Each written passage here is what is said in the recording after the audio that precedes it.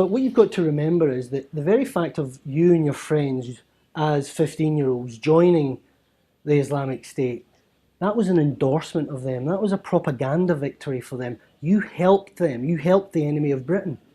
But I wasn't the one that put myself. I didn't want to be on the news at first. I know a lot of people, after they saw that me and my friends came, they actually encouraged them. Like I did hear, yeah, a lot of people were encouraged to come after I left, but I wasn't the one that put myself on the news.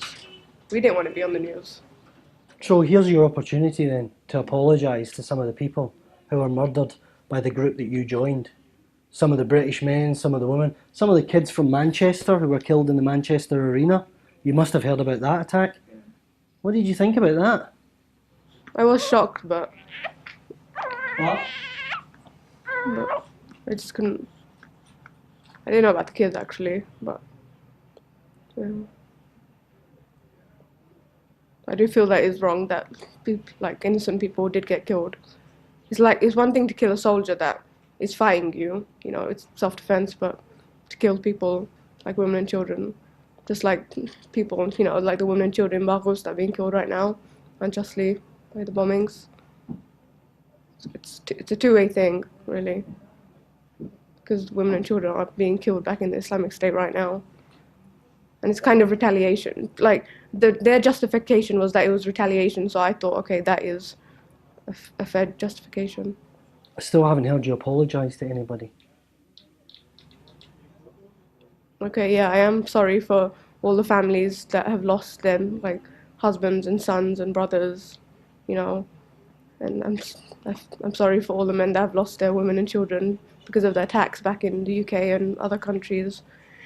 It wasn't fair on them. They weren't fighting anyone. They weren't causing any harm. But neither was I, and neither are the women who are being killed right now back in Baghuz. You know. But I think you're wrong.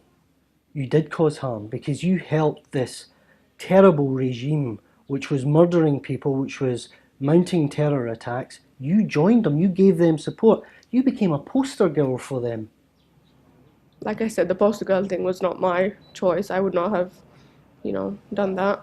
But me just going there and being a housewife and just sitting at home and them taking care of me, it's not really in any way helping. Like, I'm not paying for their bullets. I'm not paying for them to be trained. Yeah, I will admit I was the one that made the choice. Even though I was only 15 years old, I do have, like, I could make my own decisions back there. I do have the like mentality to make my own decisions, and I did leave on my own, knowing that it was a risk. But yeah, I will admit it's my fault right now. I just want forgiveness, really, from the UK.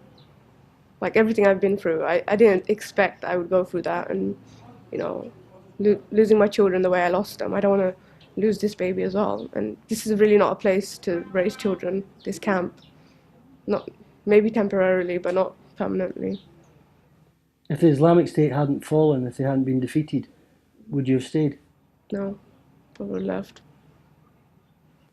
Why do you think, after you've joined this group which has rejected everything that Britain has offered, that you should still be able to go back to Britain?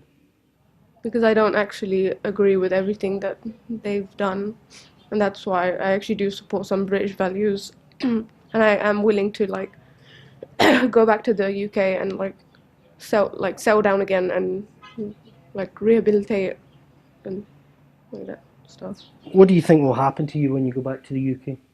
My first priority is my son, obviously, because I don't know whether he'll be taken away from me or they'll let me keep him or give him to my family while the UK decide what to do with me, to put me in prison, to put me in a de-radicalization course. I don't know. I don't actually know.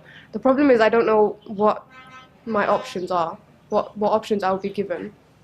So I don't want to just come back in and ask, oh, I want this and this and this, because it's not really appropriate. My son, I want to raise him, like, reading Quran, knowing how to pray and all these things. But jihad, I don't know. Do you want to raise him as a British boy? Yeah. What does that mean for you, to be British? British values, going to school, working for the UK, having a family there. Democracy, freedom of speech, rights for women, Yeah. rights for homosexuals, Yeah. all of that.